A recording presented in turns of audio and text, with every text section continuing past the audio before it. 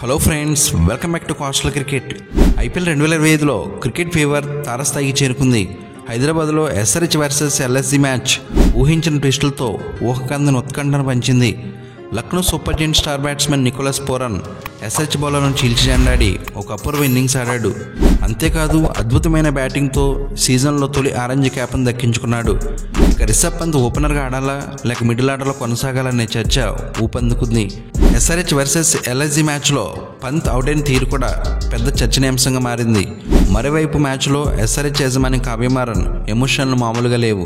SRH వికెట్లు పడిపోతుంటే tension, అలాగే దంచుకొట్టినప్పుడల్లా ఆనందం. ఆమె ఎక్స్ప్రెషన్స్ పూర్తిగా ఇంటర్నెట్ని షేక్ చేసింది.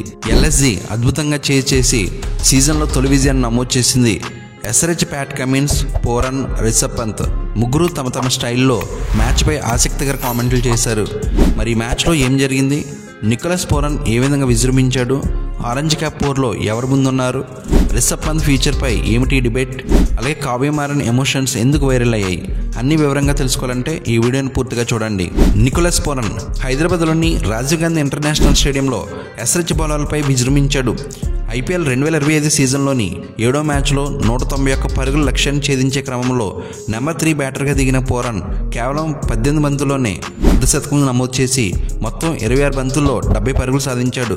6 సిక్సర్లు 6 బౌండరీలతో లక్నో సూపర్ జెయింట్స్ జట్టును 9 ఓవర్లోనే 120 పరుగుల వద్దకు చేర్చాడు. రన్ చేజ్ 2వ ఓవర్లోనే క్రీజ్లోకి వచ్చిన నికోలస్ పూరన్ సిమర్జిత్ సింగ్, అభిషేక్ శర్మ బౌలింగ్లో వరుసగా సిక్స్లు బాధేశాడు. మొదటి 11 బంతుల్లోనే 35 పరుగులతో దూసుకెళ్లిన పూరన్ తమ పవర్ హిట్టింగ్తో ఎస్ఆర్హెచ్ బౌలర్ను ఉతికేశాడు. ఎల్ఎస్జీ స్కోర్ 120 వద్ద ఉండగా ఎస్ఆర్హెచ్ కెప్టెన్ ప్యాట్ కమిన్స్ పూరన్ను ఎల్బీడబ్ల్యూగా పెవిలియన్కు పంపించాడు. కానీ అప్పటికే పూరన్ తన విధ్వంసకర బ్యాటింగ్తో మ్యాచ్ను తమ వైపు తిప్పేశాడు. ఈ దెబ్బతో నికోలస్ పూరన్ ఐపీఎల్ 2025 సీజన్లో తొలి ఆరెంజ్ క్యాప్ను దక్కించుకున్నాడు. ఢిల్లీ క్యాపిటల్స్పై గత మ్యాచ్లోనూ పూరన్ 30 బంతుల్లో 75 పరుగులు సాధించి 6 ఫోర్లు 7 సిక్సర్లు బాదాడు.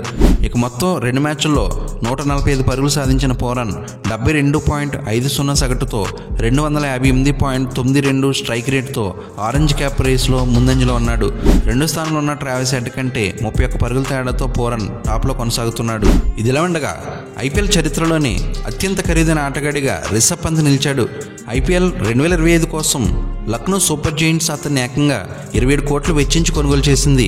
అయితే ఇప్పటివరకు ఈ వికెట్ కీపర్ బ్యాటర్ తన పూర్తి బ్యాటింగ్ ప్రదర్శన అందించలేకపోయాడు. ప్రస్తుతం పంత్ ఎల్ఎస్జీ కోసం నెంబర్ 4 స్థానంలో బ్యాటింగ్ చేస్తున్నాడు. కానీ అతను అంతగా రాణించడం లేదు. దీంతో అతన్ని మిడిల్ ఆర్డర్లో కొనసాగించడంపై అనేక అనుమానాలు వ్యక్తమవుతున్నాయి. రిషబ్ పంత్ గత కొంతకాలంగా టీ20లో నిలకడగా రాణించలేకపోతున్నాడు. ఢిల్లీ క్యాపిటల్స్తో తొలి మ్యాచ్లో 6 బంతుల్లో 0 పరుగులకు అవుట్ అయ్యాడు.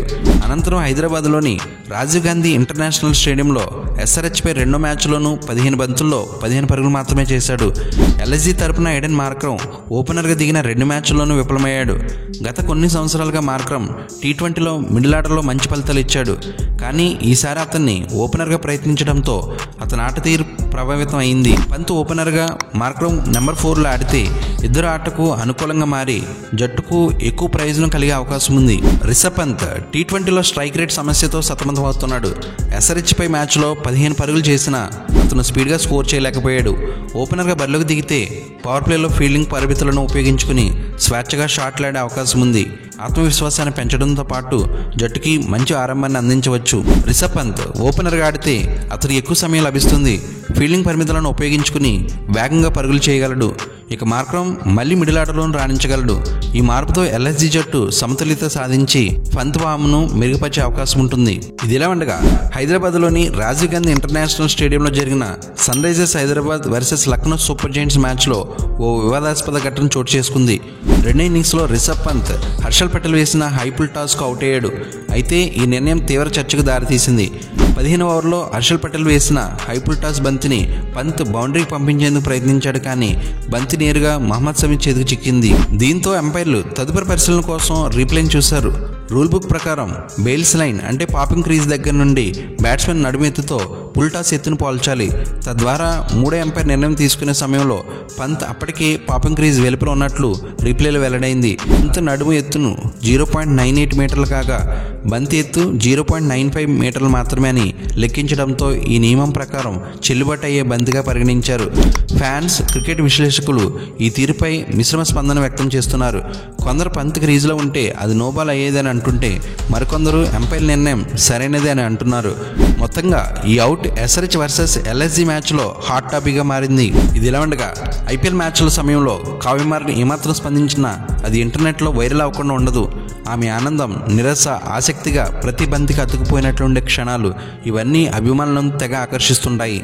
ఐపీఎల్ 2025లో Sunrisers Hyderabad versus Lucknow super giants match సమయంలో కావ్య మారన్ మరోసారి సోషల్ మీడియాలో హాట్ టాపిక్గా మారారు.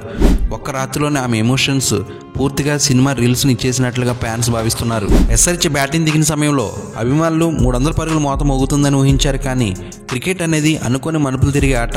ఎస్ఆర్హెచ్ 20 ఓవర్లో 9 వికెట్ల నష్టానికి 190 పరుగులకే పరిమితమైంది తప్ప ఊహించిన విధంగా ఆడలేకపోయింది. కానీ కావ్య మారన్ ముఖభావాలే అసలు కథ చెప్పేశాయి. పవర్ ప్లేలో ఆరంభం, దంచుకొట్టేటితో ఆనందం, మిడిల్ ఆర్డర్లో తడబాటుతో చిన్న చిన్న టెన్షన్, వికెట్లు పడిపోతే ముఖంపై స్పష్టమైన నిరాశ. ఫ్యాన్స్ మాత్రం ఈ ఎమోషన్ని తెగ ఎంజాయ్ చేశారు. ఆమె ఎక్స్ప్రెషన్లు ఈ ఏడాది వచ్చిన బాలీవుడ్ సినిమాల కంటే బెటర్ అనిపించాయని సోషల్ మీడియాలో కామెంట్స్ వెల్లువెత్తుతున్నాయి. Memes, fan edits, Kavya Maran ఎమోషన్లు అన్ని రకాలుగా వైరల్ అవుతున్నాయి. కావ్య మారన్ ఎమోషన్లు మొదటి ఇన్నింగ్స్తో ముగియలేదు. ఎస్ఆర్హెచ్ చేజ్ ప్రారంభం కాగానే ఎస్ఆర్హెచ్ పరిస్థితి క్షణాల్లో మారిపోయింది. మిచెల్ మార్ష్, నికోలస్ పూరన్ను బౌండరీల వర్షం ప్రారంభించగానే కావ్య మారన్ ముఖంలో ఆందోళన మొదలైంది. ఒక్కో సిక్సర్ పడుతుండగానే ఆమె ఆశ మాయమై అసహాయత స్పష్టమైంది. రిషబ్ పంత్, డేవిడ్ మిల్లర్ పరుగులు బాదుతుండగానే కెమెరా కావ్య వైపు మళ్ళింది. ఒక్కో ఫ్రేమ్ అభిమానులకు విందుగా మారింది. ఈ మ్యాచ్కి అసలు స్టార్ కావ్య మారన్. ఆన్లైన్లో అభిమానుల రియాక్షన్లు తారస్థాయిలో ఉన్నాయి. మ్యాచ్లోని అసలైన ఎంటర్టైన్మెంట్ కావ్య మారన్ ఎమోషన్సే. ఎస్ఆర్హెచ్ ఓడిపోవచ్చు కానీ కావ్య మారన్ ఎక్స్ప్రెషన్ ఎప్పటికీ నష్టపోం. ఇక ఎస్ఆర్హెచ్ ఓటమిని అనుభవించిన కావ్య మారన్ మాత్రం సోషల్ మీడియాను గెలుచుకున్నారు. మ్యాచ్ అనంతరం ప్యాట్ కమిన్స్ మాట్లాడుతూ మునుపటి మ్యాచ్లో మైదానం భిన్నంగా ఉండేది, కానీ ఈరోజు వేగంగా పరుగులు చేయాల్సిన అవసరం వచ్చింది. అయితే ప్రత్యర్థి జట్టు అద్భుతంగా బ్యాటింగ్ చేసింది. ఇది ఇప్పటికే మంచి పిచ్. గత మ్యాచ్లో ఆడినది ప్రపంచంలో ఉత్తమమైన పిచ్ అయితే ఇది రెండో ఉత్తమమైనదనే చెప్పాలి. కొద్దిగా గ్రిప్ లభించింది, కానీ మొత్తానికి బ్యాటింగ్కి అనుకూలమైన పిచ్. ప్రతి మ్యాచ్ ఓ కొత్త ప్రారంభం. వాళ్ళు చాలా అద్భుతంగా బౌలింగ్ చేశారు, మంచి ప్రణాళికలతో వచ్చారు. 190 పరుగులు చేయడం ఒక మంచి ప్రయత్నమే. ఇలాంటి పరిస్థితుల్లో ప్రతి బ్యాట్స్మెన్ పూర్తిగా ఇన్నింగ్స్ నిలబెట్టుకోవాలి, ఇషాన్ కిషన్ గత మ్యాచ్లో చేసినట్టుగా. కానీ ప్రతి బౌలర్ మాకు విరామం లేకుండా ఒత్తిడిని కలిగించారు. మా జట్టులో 8 మంది బ్యాటర్లు ఉన్నారు కాబట్టి ప్రతి ఒక్కరు గ్రౌండ్స్లోకి వెళ్ళి మంచి ప్రభావం చూపించాలి. కొన్ని విషయాల్లో మెరుగుదల సాధించాల్సిన అవసరం ఉంది. ఇది చాలా పొడవైన టోర్నమెంట్, మళ్ళీ త్వరలోనే అవకాశం లభిస్తుంది కాబట్టి ఈ మ్యాచ్ను వదిలేసి ముందుకు సాగాలి అని చెప్పాడు. నికోలస్ పూరన్ మాట్లాడుతూ నేను ముందుగా సిక్సర్లు కొట్టాలని నిర్ణయించుకోను. నా బ్యాటింగ్ పొజిషన్ మెరుగుగా ఉంచుతా, బంతిని సరైన టైమింగ్తో ఆడేందుకు ప్రయత్నిస్తాను. అవకాశం వచ్చినప్పుడు నా స్కిల్స్ను అమలు చేయాలనే ప్రయత్నం చేస్తాను. ఈ పిచ్ అద్భుతంగా ఉంది. గత మ్యాచ్లను చూస్తే హైదరాబాద్లో ఎప్పుడు భారీ స్కోర్లు నమోదవుతాయి. టాస్ గెలవడం మాకు ప్రయోజనకరంగా మారింది. పవర్ ప్లేలో వికెట్లు కోల్పోకుండా ఉండగలిగితే ఆ తర్వాత దూకుడుగా ఆడే అవకాశం ఉంటుందని తెలియజేశాడు.